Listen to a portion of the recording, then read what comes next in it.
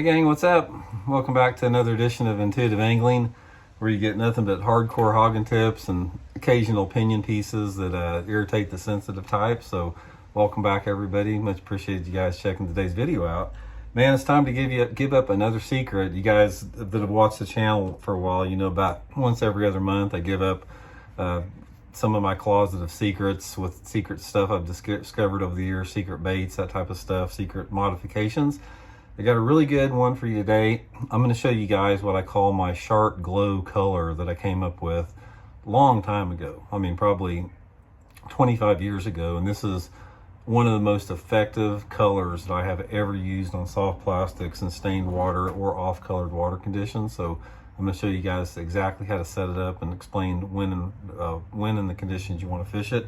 Real quick, just want to give you guys a quick housekeeping tip. If you guys had a chance to check out our View Products tab, when you hit the video at the bottom of the screen, you'll see View Products. If you click on one of those products, I recommend channel gets 20 cents every time you do that. It's a good way to support the channel. And also, everything I'm talking about here today, you can get at Baitworks in Springfield.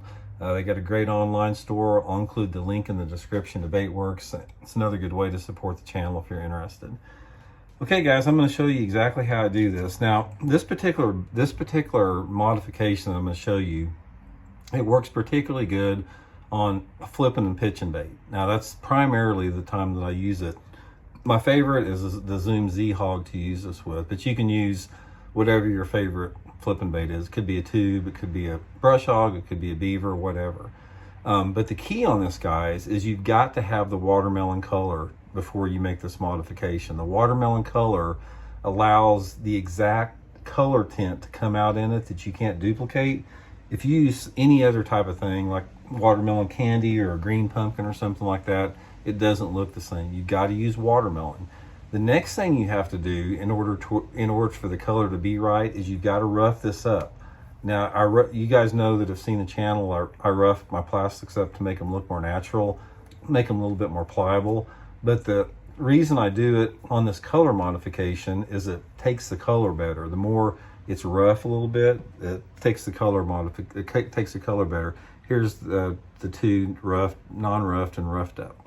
So I've got it like that. Next thing I'm going to do is I'm going to take the bait, and here's another little trick I'm going to give you guys to when you're dipping baits is get you a pair of pliers. This will keep you guys from getting dye all over your hands. Get you a bottle of chartreuse dye. And you want to come in all the way except for like, probably about a quarter of an inch from the head, maybe a half inch, like that. Completely chartreuse. Okay, and then you want to dry it off, put it on a paper towel or something like that. And then I'm going to come in and I'm going to take the bait from the tails. And then I'm going to go in with my red dye, fire red, and I'm going to put a little bit on the head there, like that. Just a tiny little bit. Or you just got a little bit just on the head like that. Guys, I'm telling you right now, this is a freaking killer right here. I don't know if you guys have ever used a solid chartreuse setup on a watermelon color. This isn't chartreuse pepper. If you guys have seen chartreuse pepper, this is a different color. This is the color unique to its own. There's not anything that I've ever seen like this.